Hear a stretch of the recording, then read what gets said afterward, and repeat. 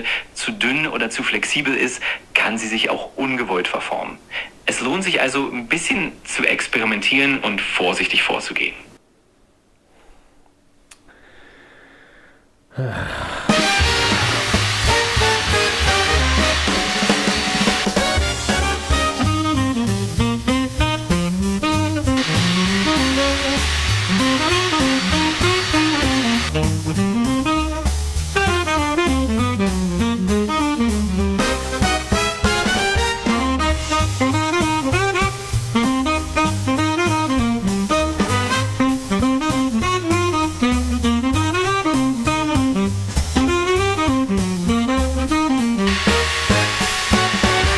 Was soll ich sagen, Leute? Hat sogar funktioniert. Die ist jetzt nicht perfekt gerade, aber wenn die erstmal beklebt ist, dann sieht man das gar nicht mehr. Hey Leute, nur damit ihr versteht, was ich vorhabe. Ich habe wieder ein neues Gehäuse besorgt und will daraus eine Fortnite Loottruhe bauen. Diese hier. Den Deckel muss ich dabei so bauen, dass er sich entweder öffnen oder abnehmen lässt, damit sich die Hitze im Deckel nicht staut und der PC überhitzt. Außerdem werde ich hier blaue Bereiche markieren, die ich später freilasse und nicht zubaue. Um den Deckel öffnen und schließen zu können, habe ich mich für Drehmomentscharniere entschieden. Damit kann ich den Deckel in jeder Position öffnen und auch halten. Den Truhendeckel an sich werde ich aus einer Acrylplatte formen.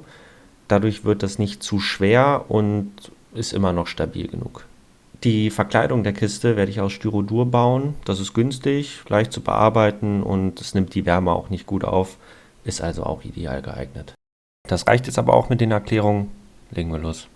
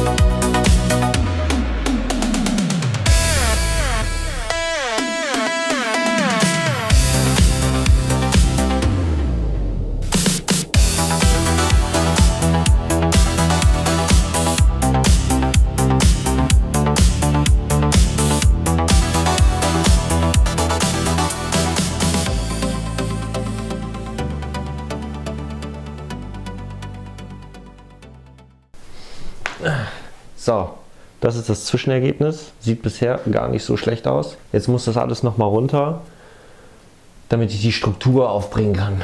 Muss ja aussehen wie Holz. Habe ich jetzt voll Bock drauf. Let's go.